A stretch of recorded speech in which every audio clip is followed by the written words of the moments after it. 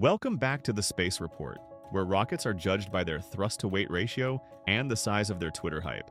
Today we're talking about Blue Origin's very first orbital launch of the New Glenn rocket, which, according to the internet, is now officially Old Glenn. Let's find out why.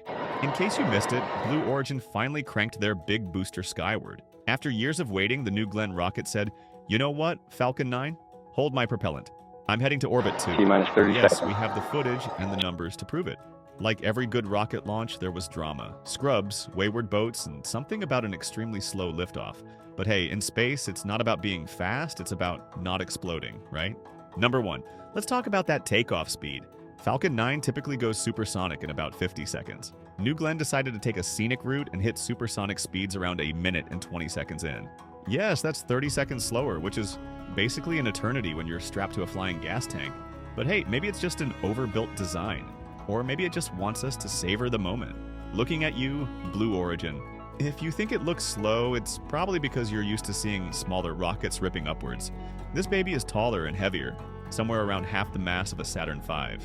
Gaining altitude at 1.2 G on the thrust-to-weight ratio is about as chill as a rocket can get without dozing off. At least it's not too chill to make orbit. Number 2, after that casual first stage burn, we hit main engine cutoff and stage separation. Finally, we got a peek at the brand new vacuum engine, the B3U. And the real question was, will it relight in space or just ghost us?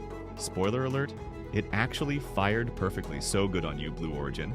They want to push onward to medium Earth orbit, high Earth orbit, heck, maybe even Mars if NASA hands them the check. Meanwhile, that first stage is supposed to be reusable. Keyword, supposed. Number 3, the booster's planned landing. We had a big fancy drone ship named Jacqueline out there in the ocean, ready to catch the booster. But it looks like the booster decided it was time for an unscheduled disassembly, or maybe just took a long swim. No rocket company has ever nailed a first flight booster landing, so Blue Origin's no exception. But you can almost hear them muttering, "SpaceX did it a million times. We can do it eventually." APU troubles, engine relights, supersonic retro propulsion. Take your pick as to what messed it all up. Odds are they'll be doing a full post-mortem. Maybe they'll keep details hush-hush, or maybe they'll spin it with a nice PR phrase like, "We learned a lot from that landing attempt." That's rocket science for "it blew up," but we'll fix it. Here's the fun part. This rocket's only on version 1. If you followed Falcon 9's evolution, it started weaker and smaller, until eventually it became the performance beast we see today. There's talk of a 9-engine version, or pushing these 7 engines harder. Maybe we'll see a faster takeoff next time. Or we'll see 12 more scrubs. Stay tuned. Also, for the record, if they're worried about speed, they could always just strap more boosters on. That works, right?